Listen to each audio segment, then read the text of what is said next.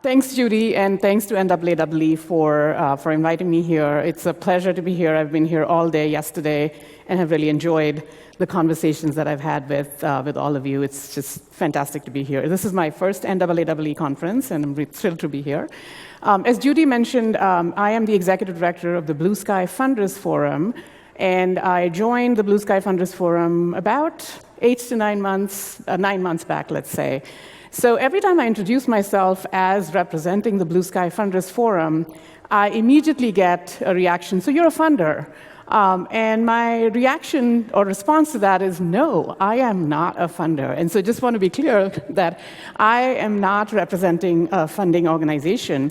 I'm, however, representing a network of funding organizations or a network of funders that are interested in coming together to learn from each other, and are interested in funding in the environmental education space, which is relevant to all of you. The mission of Blue Sky Funders Forum is to inspire, deepen, and advance philanthropy to support the efforts that all of you are working on. And it is about efforts related to environmental education, but also any efforts that connect people with nature, because we know that there's so many benefits that come with it. One of the things that Blue Sky Funders Forum does in that role as a network of funders is that we track investments in the field of environmental education. And recently, just last week, we released a report on 2017 funding for environmental education efforts, and we found that $104 million were invested in 2007 in environmental education efforts. So that's fantastic. 104 million is a pretty big number. However, I think that's the good news. However, I think the bad news or the slightly sad news that I do want to share with you is that that is a sliver of the total environmental funding that goes into environmental funding. How many of you think that the 104 million that I mentioned is like 50% of the total environmental funding that is happening in the United States? Okay, we are pretty realistic here. How about 25 to 50%? Some people here think it's 25 to 50%. How about less than 25%? 10 to 25%, let's say. 10 to 25%? Couple. Less than 10%? All right, so most of us are sort of realistic in terms of what we are working on with environmental education. And you're right, what we found that 104 million was about 5.7% only of the total amount of funding that's going into environmental efforts all across the country, all environmental efforts, let's just say that. So that's pretty small in terms of the work that we're doing, and something to think about as we think about growing the pot of money or the pot of investments that are going into environmental education work. However, the good news is that the pace of growth for environmental education funding is growing at a larger pace, or a faster pace, I should say, than overall environmental funding. So in 2015, the sliver was 4.6%. In 2017, I mentioned it was 5.7%, as we found, but that the rate of growth for environmental education funding was much higher than overall environmental funding, which is a positive thing. And so I think there's something interesting happening here, which we should be aware of and kind of continue to work on that. One other thing I should mention with that report is that 40% of that funding was going to K-12 schools. I think many of you work in that space. Only 2% was going to early care and education centers. So that's something that, again, I want to just seed in your minds as something that is a growth area for the work that all of you are doing. Additionally, there was the least amount of funding was going to the Southeast, Kentucky, we are here, Southwest, and the Gulf Coast regions. And so there's more work to be done in terms of amount of investments and the level of investments that are going into early care education spaces, but also different regions of the country that are underrepresented in the philanthropic space. So I did want to mention that as something that we should all be thinking about as a community as we start to do our work and think about where we're investing and the kind of work that we're doing as well. Some of the questions that Blue Sky members, so Blue Sky Funders Forum members, these are foundations, these are philanthropic entities that are working and interested in this space, we were asking these questions to ourselves was, how do we elevate the importance of time spent outdoors? How do we elevate the importance of the benefits that come with environmental education? Because there are multiple benefits, as we all know. And we found in conversations with not just funders, but also in conversations with practitioners like all of you, was that there was a lack of a unified message for the field, and that everybody was kind of doing their own thing, speaking a different language, not rowing in the same direction, which is a hindrance to movement building, and is a hindrance to really having a unified platform for advancing this work. And so that was also a barrier for bringing more resources to the field, which is what Blue Sky Funders Forum is all about. So about 2 years back, Blue Sky Funders Forum initiated a process called a shared narrative process. And that process was really about doing some research on the kinds of values, the kinds of language that is used in the field, which we found was elitist, which we found that the language was kind of alienating to some people. It was not understood by people that were outside of the field. So folks like health funders, education funders, social justice funders did not really understand the language that we were all using, and that was a barrier for bringing them into the field. And so Blue Sky Funders went through a 2-year process. We connected with about 700 people across the country. Some of these were interviews, some of these were surveys, listening sessions, webinars, lots of different ways of connecting with people internal to the environmental education field and the environment field, but also external funders, as I said, our target audiences that we want to reach out to. We want to reach out and bring in health funders. We want to reach out and bring in education funders, social justice funders, children and youth funders. We want to bring in corporations and their foundations into the space. And we were realizing that we were not able to do that unless we had a unified message. So we did do some language testing with these external audiences as well, and came up with some new narratives that are now available to you. And in the process of doing this, we found that there was a limited understanding of the benefits that were coming because of environmental education or because of time spent outdoors, that people just didn't understand that there were myriad benefits that were happening. There are physical benefits, there are mental benefits, there are academic benefits. There's a lot of different kinds of things that happen that we are seeing, that we know as a field, but that was not being communicated effectively to others. So with the narrative, we were really wanting to be changing perceptions, internal in the environmental field, but also external to the environmental field.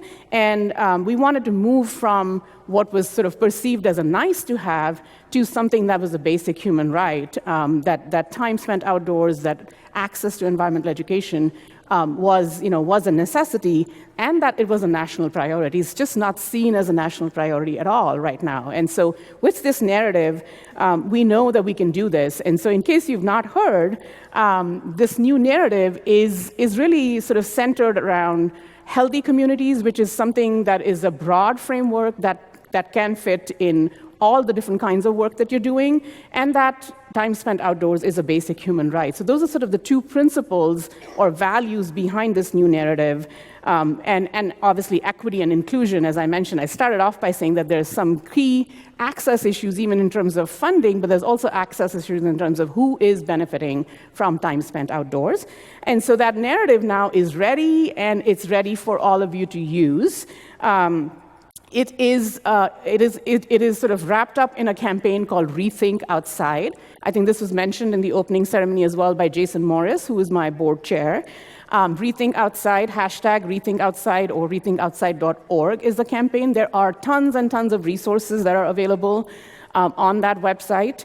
The campaign is really about reshaping how people are thinking and prioritizing this work, and that includes all of you as well. We want you to be equipped with the narrative. We want you to be using the narrative. There are lots of tools and resources available. If you've not checked it out, I'm happy to answer any questions as well. In the coming months, the campaign will be rolling out a story bank. There'll be trainings around storytelling, so I want to make sure that you have access to those as well.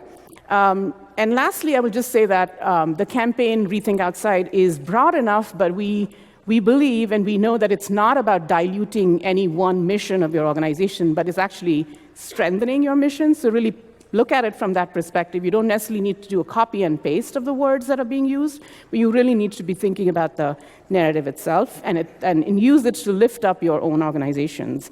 So I urge you to join and explore Rethink Outside, to tell a new story, and bring new resources to the field. It's been a pleasure to talk to you. We have a fantastic panel here today that is going to sort of resonate the same messages around bringing new voices, bringing new partners, collaborations, influencers into this space so that we can really be expanding and strengthening this, because we are stronger together, as we all know.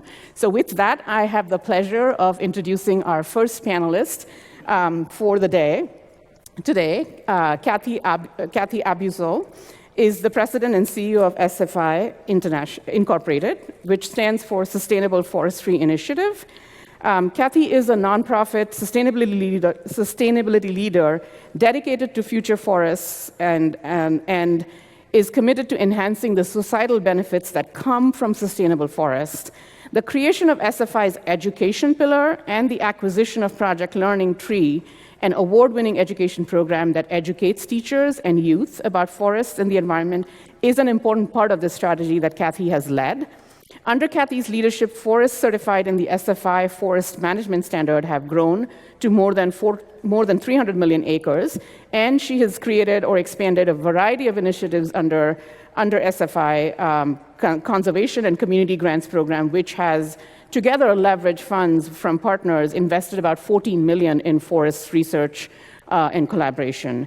Kathy is also a strong voice for diversity, equity, and inclusion in the space, and has and continues to serve as a mentor to other women in the forestry sector.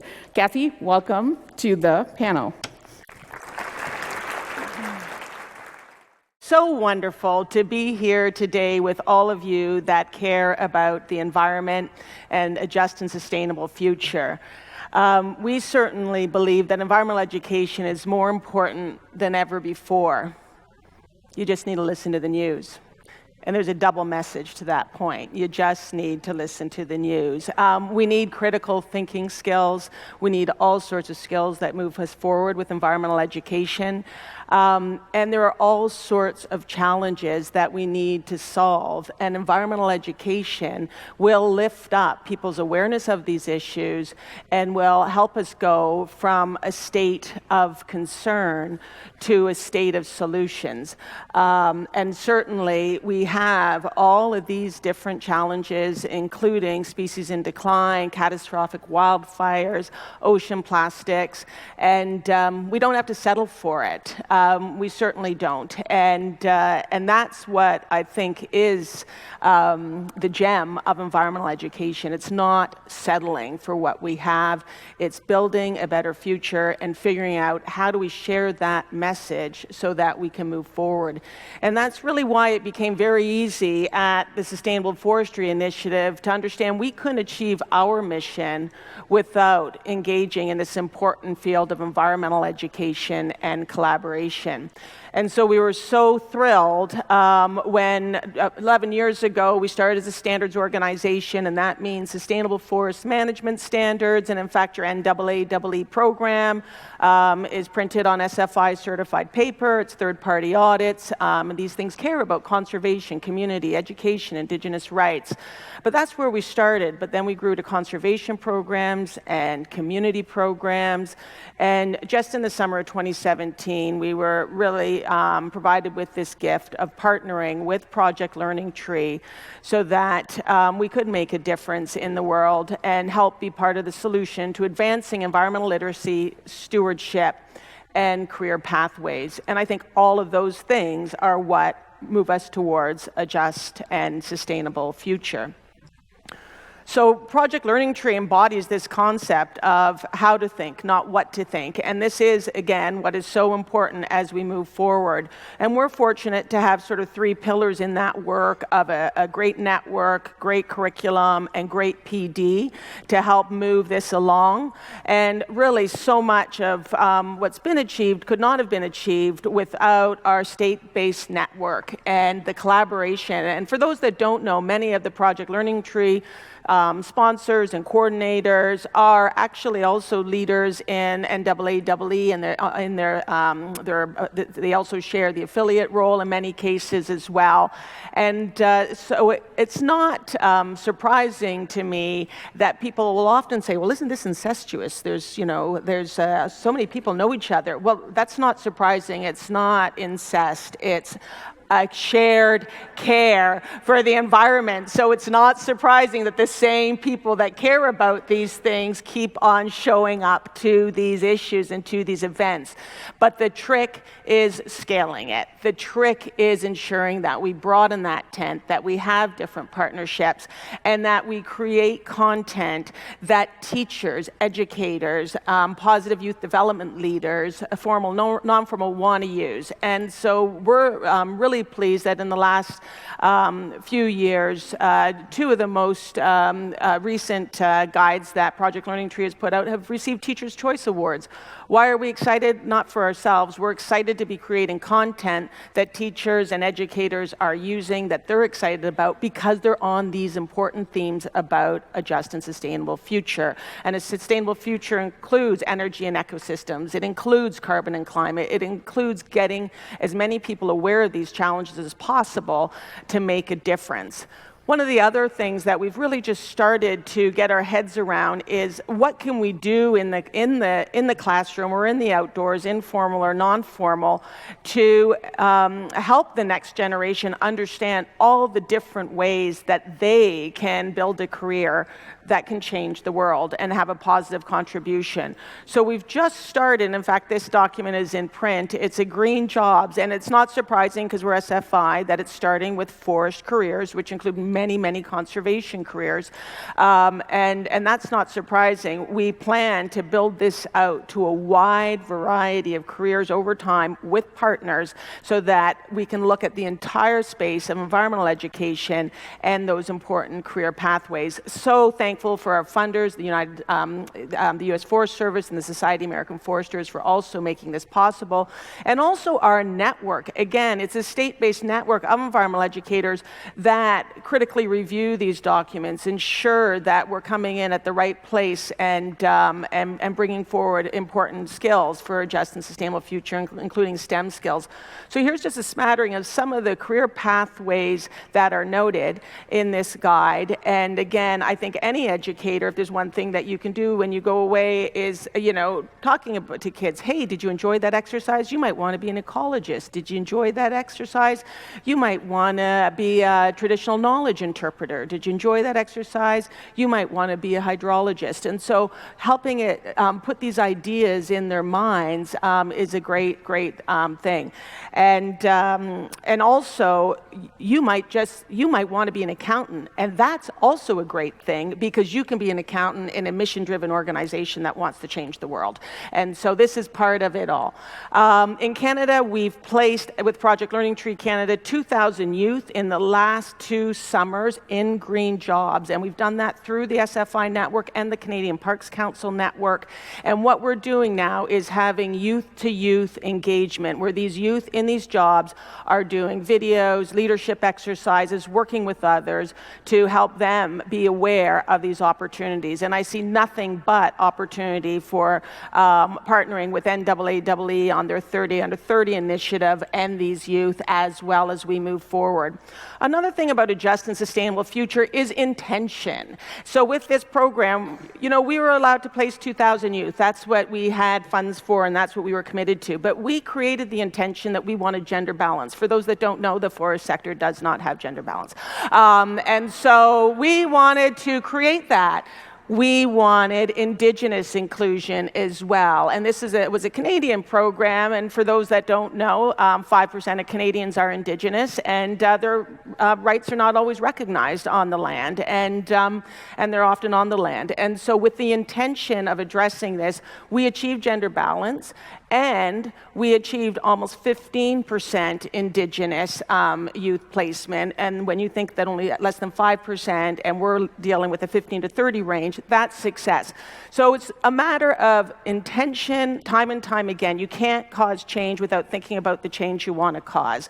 And these sorts of things aren't just north of the border. Right here in our PLT network in the US, our state network has example after example of how they do this. In South Dakota, Tracy Sigdestad of South Dakota Project Learning Tree is partnering with Lakota tribes to blend PLT activities with traditional Lakota values in camps for youth.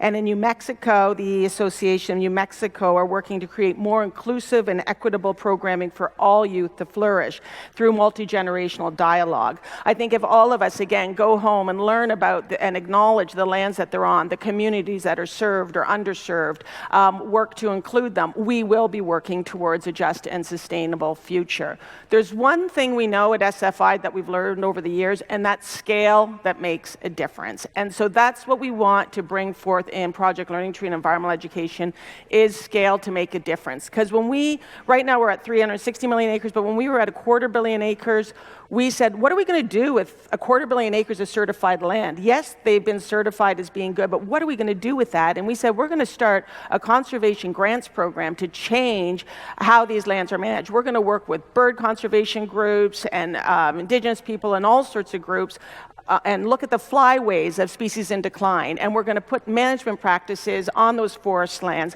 that are going to provide the habitat to recover those species in decline. And guess what? We announced that 4 years ago at the IUCN World Conservation Congress in Marseille, and we're already starting to get real and tangible positive results from this. And so it's not just what you do, it's how do you scale it. And so it is fantastic that in 40 years, Project Learning Tree has reached 138 million students and 765,000 educators. That's not good enough. That's over 40 years. We need to be working together to reach more, because when you change any individual's life, that has made a change. But when we change lots of lives, that's going to change the world. And that's what we're after. That is why we are so thrilled to be partners and really are thankful to Ginger and Judy and EPA and NAAEE for helping us grow the network, helping us reach more youth. And we're also pleased that with that funding, we've overachieved our targets by 37% again. Targets can be a pain. Intention can be a pain. It can be a challenge, but without them, you don't know whether you're moving the needle or not. And we fail on targets as well, and then we can ask ourselves why. And I think this is all part of moving towards a just and sustainable future. It's not just about holding hands. It's not just about making ourselves feel good because we've included someone else. It is about listening, learning, growing our own awareness. It's about a two-way relationship and dialogue. And when we include more perspectives in environmental education, when we include more communities, we are more resilient, we are stronger, and again, we're in a better position to change the world. And it makes me so happy to see this youth on youth conversations where these youth are already saying, you need to be courageous and have courageous conversations. So if you're in a position of leadership, and you're not having a courageous conversation about these things, you're squandering your leadership. And I hope that we will all do our best, whether we're very young and starting out or mature and at the end of our careers, to use our voices for change, because that's how we're going to have a just and sustainable future. Thank you.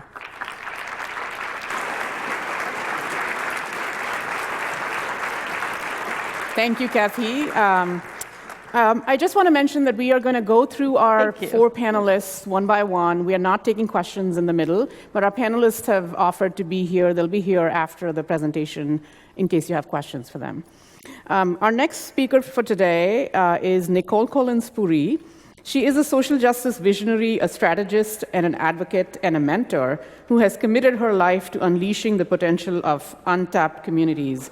She's currently the CEO of Techbridge Girls, a nonprofit organization that excites, educates, and equips girls from low-income communities through STEM, empowering them to pursue STEM careers and achieve economic mobility and financial security as adults.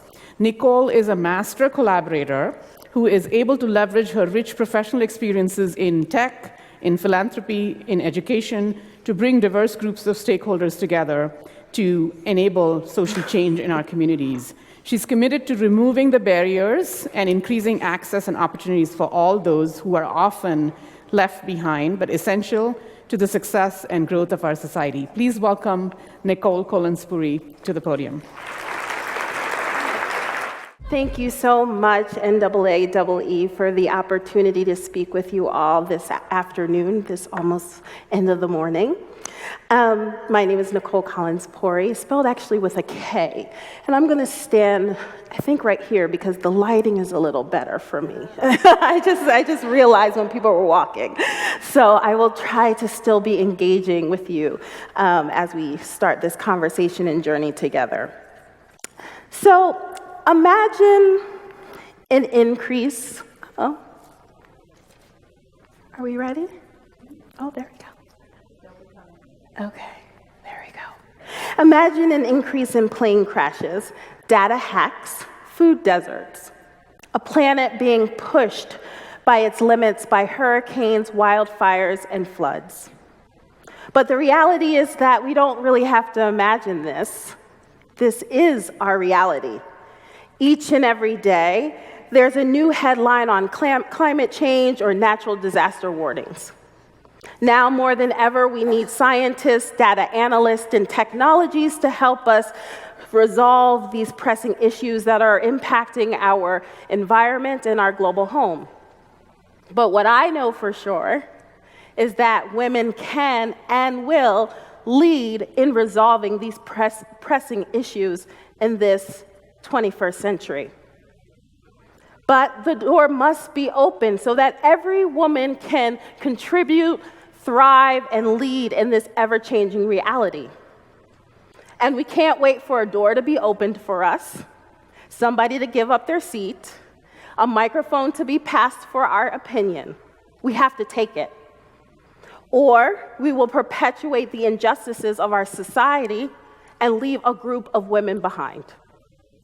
But how can we take it when many girls are locked out of STEM education that lead to STEM careers? And then when they get into the STEM careers, they have to work twice as hard to just get half as far. Overwhelming odds are stacked against our girls living in marginalized communities. They live in high poverty schools and communities. They are often discriminated against because of biases around race, class, and ethnicity. Meet Eileen. Eileen Iniguez is a Techbridge girl. She grew up in East Oakland, California.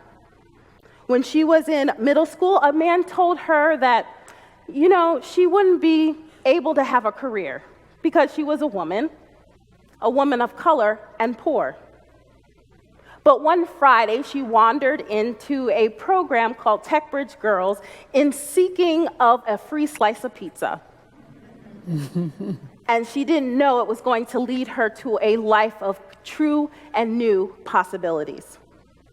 She says up until then, she never knew that a woman could be an engineer. Techbridge Girls met every Friday. It gave her a safe place to learn and fail. It gave her the knowledge and skills to learn. It gave her access to role models in the industry that could help guide and navigate and inspire her on her pursuits. And it provided her exposure to STEM corporations that were just a stone throw away from her home community. Eileen's STEM interests led her to a path of graduating from high school, attending the #1 public university in the world, achieving a data science degree, and now she sits in the global engineering department for a Fortune 100 STEM corporation.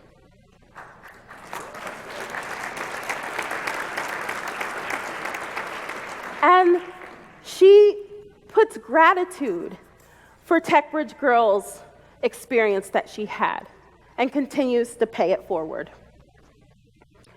So STEM careers are associated with strong labor market outcomes, have the highest paying jobs, no matter if you have a 4 or no full college degree.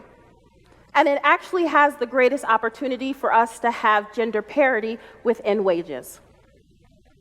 So we have to make sure that all girls have the opportunity to actually achieve the economic promise that a STEM career can provide. This is way bigger than diversifying an industry or filling that, made up leaky pipeline that people like to talk about. We need to recognize that this is about not only an economic imperative, but a social justice imperative. When you leave a group of girls out of the STEM revolution, you are leaving behind the ability to have success for our future. Not only are we changing the trajectory of their future, but we're changing the trajectory of poverty, the economic health of our nation, and the pursuit toward a just and sustainable society.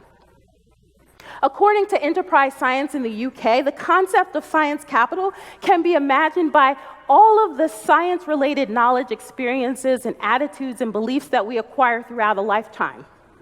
What science do you know? How do you think about science? Who do you know in science? And how do you engage with science on an everyday basis? Half the battle about getting girls engaged into science is really showing them that they too, in their dreams and aspirations and their skills and interests, can truly be a part of this STEM revolution. And they can use the STEM career pathway as their opportunity to get there. So why has there not been enough progress in this STEM gender imbalance? Well, it's because we need to reimagine. We have to reimagine the possibilities of a girl from East Oakland or rural Kentucky can really see themselves thriving in the STEM future. For the past 20 years, Techbridge Girls has done just that. We've tested our theory through a National Science Foundation project where we scaled our equitable STEM programming across 2 regions in the country. What we learned is that STEM is not the issue. STEM as a discipline, science, technology, engineering, math, that's not the issue. That is not telling our girls that they don't belong, that they're not good enough, that they're not prepared. It's the ecosystem. Access to quality STEM education, equipped educators that actually understand and know how to deliver equitable STEM practices. Support systems that really help motivate and encourage a girl's pursuit towards STEM, like her family, or STEM professionals, or the alumni that need to come back into our programs to continue to show the reality of the outcomes of when you finish in those programs. Or what often is missed is the narrative, the public discourse of how we talk about STEM success and the images that we utilize to show STEM success. So what is our role as educators, leaders, community, industry? I tell you right now, we have to reimagine what STEM success looks like and stop reinforcing the stereotypes and images that we have created around STEM success. Yes, we know about Steve Jobs and Bill Gates and Mark Zuckerberg. But what about Tashana Wilson or Nicole Hernandez-Hammer? We actually are denying our girls when we think of these other images and not images that reflect the girls that we see and know have the possibility to grow and learn in this field. So, why are we here at NAAEE? I need you all to reimagine. Who is the environmental educator? Who's the environmental leader? What does environmental education need to look like, and who defines it and why? An article of the Environmental Defense Fund by Rainier Caños did a study that showed that more than half Latinx, 54%, were very extremely concerned with the environment. Compared, 39% African American, very or extremely concerned. Asian, 37%. On their counterparts of whites, 32%. Not only that, Americans making less than $15,000 a year were more concerned about the environment than Americans making over $150,000 a year. Whoa. And still all survey groups seem to agree that people of color and poor folks are actually less focused on the environment. This belief perpetuates the stereotypes and why environmental advocacy outreach to people of color and low-income groups continues to fall short. And I believe it continues to fall short when we don't include the leadership of our indigenous sisters and brothers who live and breathe environmental consciousness as part of their DNA. They are truly the first environmentalists. And oftentimes I sit in forums and their voice is not there, or when it is, they're not leading the discussion. But they've been doing this work for generations. We have to reimagine. So, being part of NAAEE, I know I am preaching to the choir in this room, but how do we influence the ones not in this room that are slower to adopt or set in their ways? How do we move this movement? Well, it does start with #RethinkOutside, but it needs to be sustained by you. We need you to always question why certain voices are not at the table. And when you invite, step back and let those voices be heard. Don't be content when there is just one girl in the room or one woman of color in the room. You did not meet your diversity quota.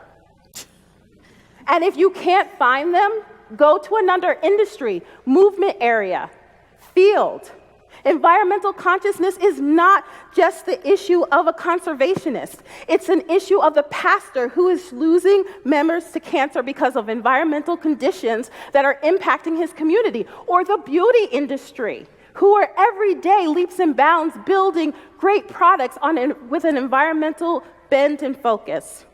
Or it's like with a program like Techbridge Girls, who doesn't do specifically environmental education, but we understand the connection between environmental education and economic stability that leads to developing leaders that are conscious and understand how to impact and relate to their environment, but then also has the tools to make a change. So, if we are to have a just and sustainable future, we have to reimagine and not look back of what it has been before. And why not reimagine a world that girls run?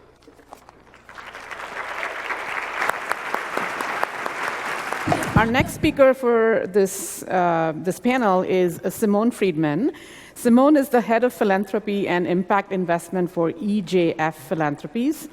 And she manages grant-making efforts across sectors in that role, including those related to supporting impact campaigns for documentary films and nonfiction books.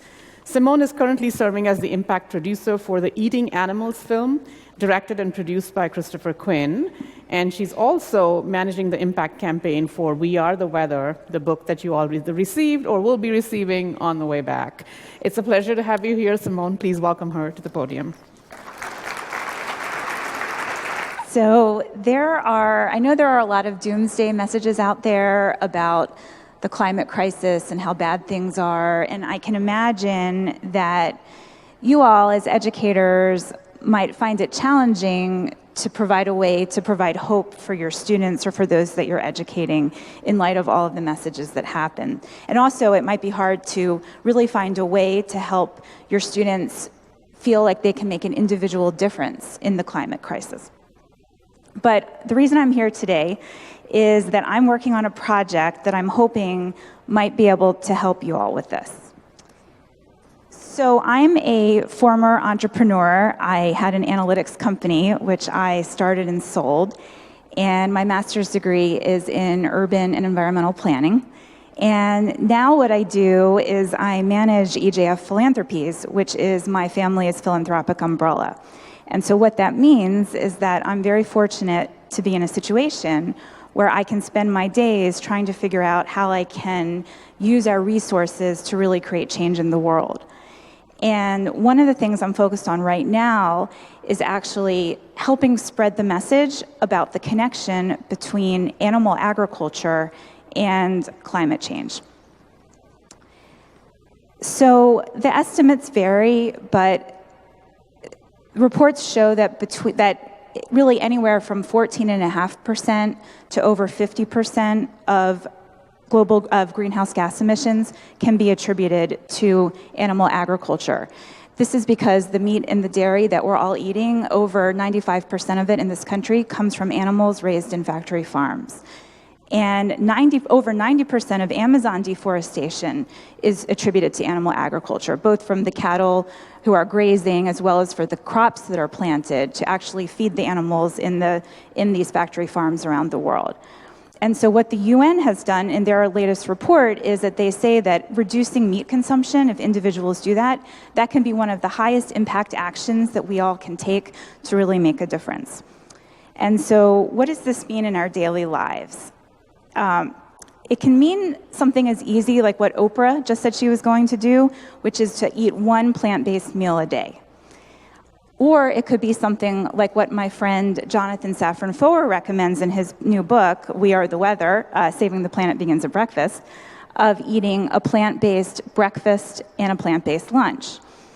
And so Jonathan asked me to manage his impact campaign, and really what that means is basically try to take his message and spread it all around the world as much as I can. So as part of that, I'm here, and I'm giving you all books today so that you can read the book as well. And I'm also trying to enlist celebrities and other people who have a lot of followers and influence to also share this message. And so I'm working with the Environmental Media Association, which works with a lot of different celebrities to create videos. And so one of the videos I wanted to show you today, this is from a young woman named Madeleine Petch.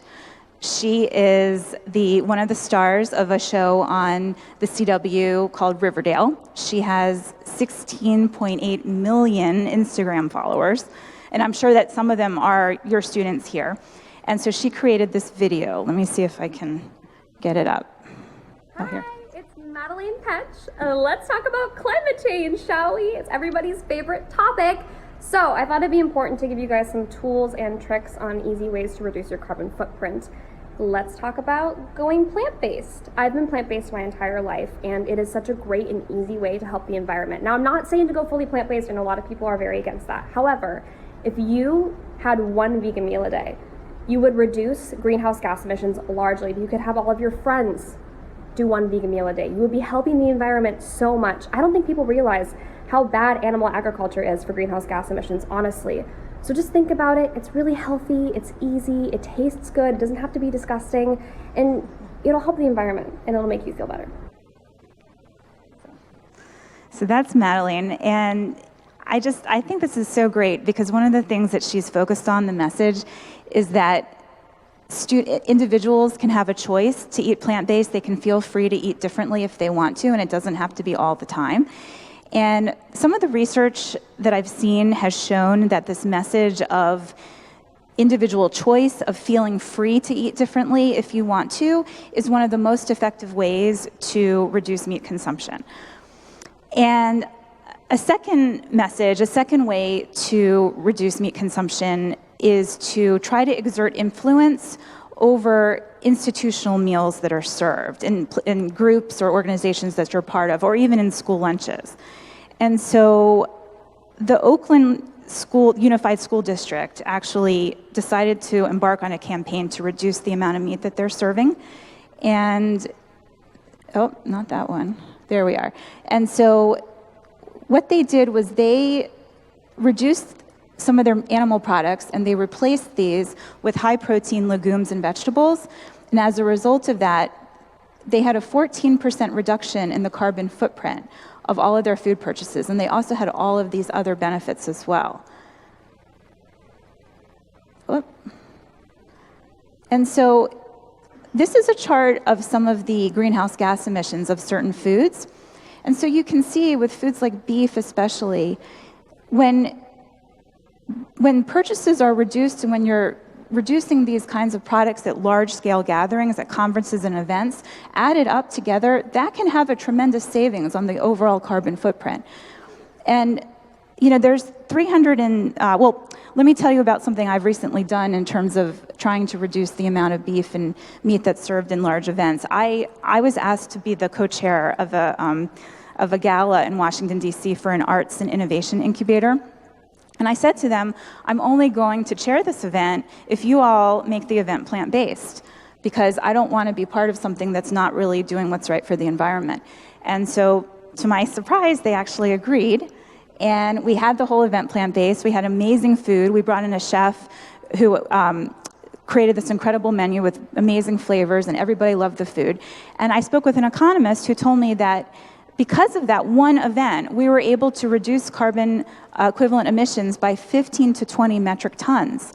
And so that's actually the average carbon footprint of one individual in this country for the entire year. And so imagine with 327 million or so people in this country, if everybody says to maybe have some of the events that they're involved in, reducing the amount of meat that's consumed at these events, this could really all together add up into really major savings. And so, you know, I do know that it's hard to do. I know that changing food that's actually served someplace is not an easy thing.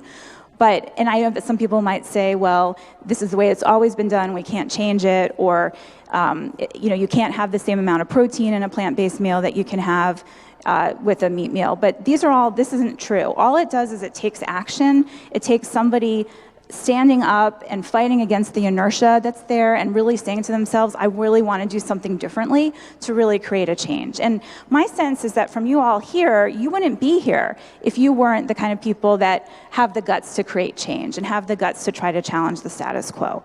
So what I would like to leave you with today is really a challenge in that, you know, of all the events that you're part of, whether, you know, it's your churches or your organizations or even events you're hosting or school lunches or whatever, to really try to say, you know, can some of the meals that we serve be plant-based and it still tastes great? And also for your students, like educate them about the issues, about animal agriculture. Jonathan in his book has some statistics there, and you can, you know, there's a lot of other materials available.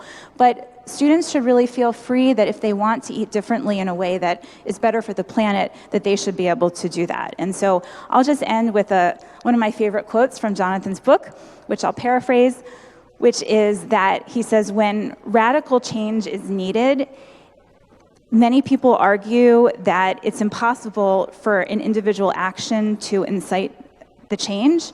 However, that is exactly the opposite of the truth. And I really feel personally that it is only individual actions taken together, all of us together collectively, that really will provide hope for a better future. Thank you.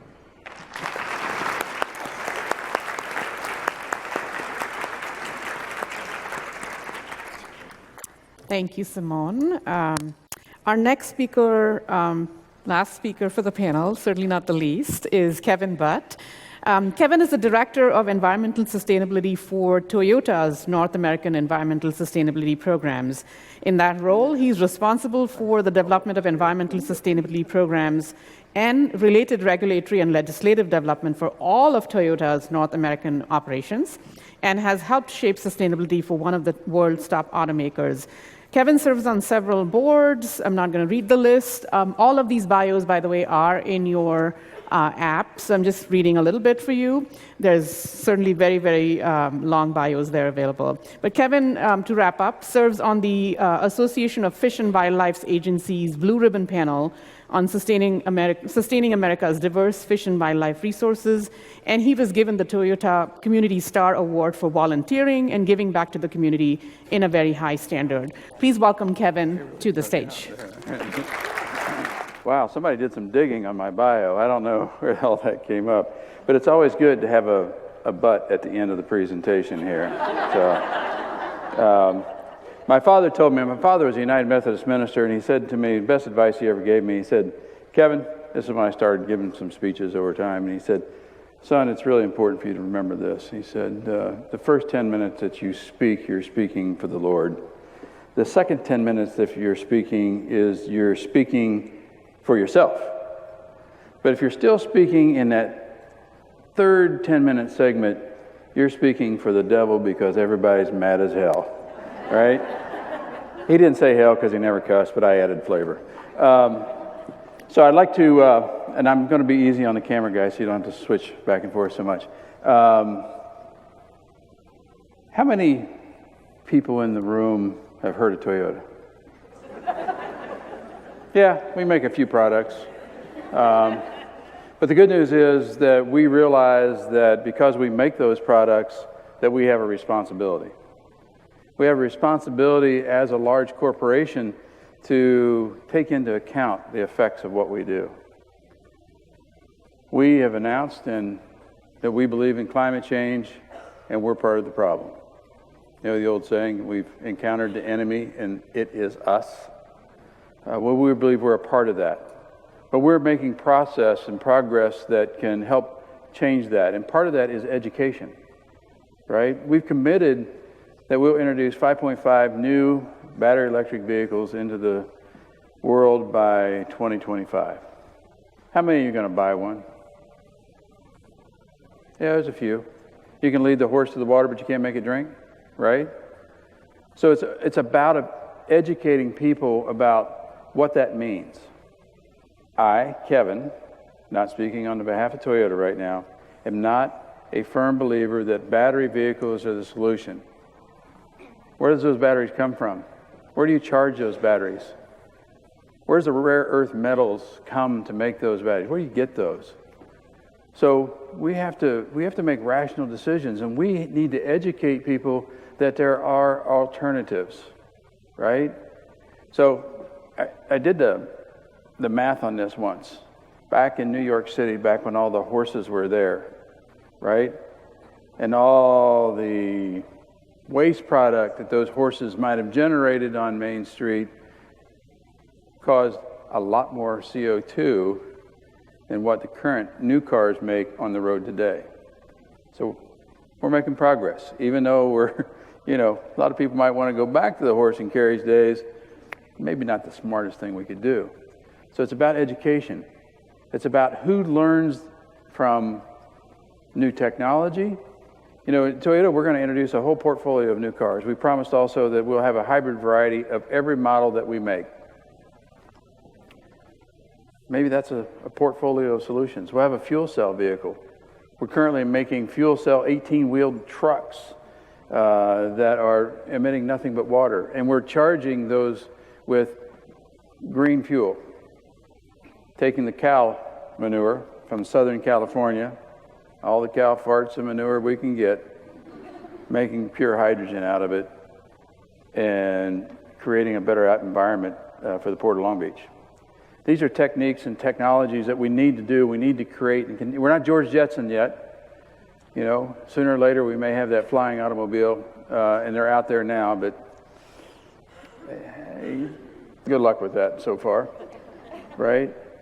So how do we educate? We talk here today, and I appreciate the great stories about girls running the world. I am the only guy on this panel, by the way. And I appreciate the education of the youth. But I'm here also to promote the education of people that are my age, the middle age, the silent middle, right? We hear the fringes. But what about those of us in the middle that need to be educated, need to understand? I can't tell you how many people that I've come across and they go, oh, that's a great job you got there, right? Yeah, it is a great job. How can you be a part of that, right? How can you, we talk about straws. We got to start somewhere in educating the middle that can make a decision, that are willing to talk to people in the middle, to also the mass of the middle, I think, is where the scalable change comes from. It comes from the youth, it comes from everybody else, but the middle is where we need to really make change. I believe that Toyota as a corporation has the responsibility to help make that change. That's why we're here. That's why we donate money. That's why our Toyota USA Foundation is out there to help promote STEM education. So how do we continue to make these changes? I believe part of it, by the way, that's a really old picture of me. I got a lot cuter. No, I really didn't. We need to look for partnerships. We need to find the right people with the right objectives to be able to, one, spend the money right, spend it effectively with people who understand what change is really all about, and how do we make that sustainable. Give you an example. Early on, Toyota got word that there was a ship that went aground in the archipelago of the Galapagos. We responded in trying to help with that cleanup. We were one of the few people that responded. When I got down there, I found out that this great ecological system was being greatly impaired by man. Not surprising. They had no trash pickup. They were burning all their garbage in the national forest. They were bloodborne pathogens. It was all just out there. Fishermen were dumping the oil out of their fishing boats into the bay, throwing their lead acid batteries over into the bay as well. And, you know, I'm a diver, and I kind of went off the back of the boat, and all I saw was lead acid batteries in the bay. Corporations need to lead by example. That's what we must do, right? And a lot of corporations are doing the right thing. We're not all the evil empire. We're trying to make change. So down in the Galapagos, we took all the batteries out of the bay. We now recycle all the oil, take it back to Ecuador for reuse, and we instituted a recycling composting program, educated everybody on the islands so that they now can compost that. I sent a 5-ton mechanical composter down there, which was a really entertaining thing to do with very little equipment. But we have to lead by example. That's corporate's responsibility. You need to reach out to corporations and make sure that they understand that. I'm not above shaming. I'm not above it. You know, I should be shamed when I need to be shamed in a polite way. And so how can we continue this process? That's where I'm hoping that through these education efforts, you know, and others that I am part of, is that come to Toyota, help us help you, help us make change and scale. If we don't do it at scale, then, I mean, I'm a big believer that every small project counts, and we should all do all of those. But how do we make it big? How do we make it bigger? And how do we take the middle of the people who aren't talking and who aren't educated and who make some of the biggest mistakes because they don't know that there are options out there? How do we educate them? It's up to us. It's up to us as people to spread that word. And I'm sure everybody in here is not afraid of telling somebody when they see it wrong. But how do you tell that person who is, and how they can do that in a polite way that doesn't offend? Despite what's going on in the current administration, there are a lot of people that care. We need to stay the course and find out where this ends up at the end of the day, and I think we'll be on the good side of it. And I appreciate the opportunity to be here. Judy, thank you for asking me to be here. And Toyota, buy them. I'm going to retire sooner or later. I need a good pension so that I can continue helping work and I can come carry Judy's bags. Thank you very much. Appreciate it.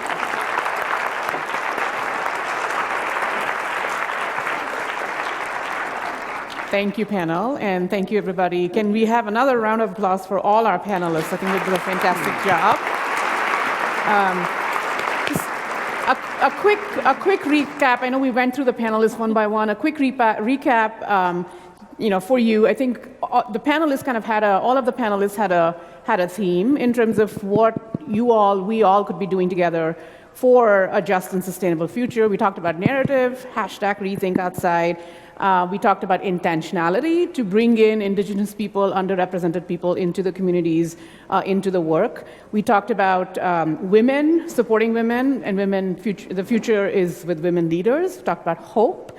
Talked about connections with the ag and food system and bringing celebrities and influencers into this space as well. We talked about corporate responsibility, we talked about educating the middle, and lastly, I think just a theme that I think is woven through all of the different panelists that spoke today is about working together and really finding the new voices and the new partnerships that we need to be bringing together so that we are not leaving anybody behind.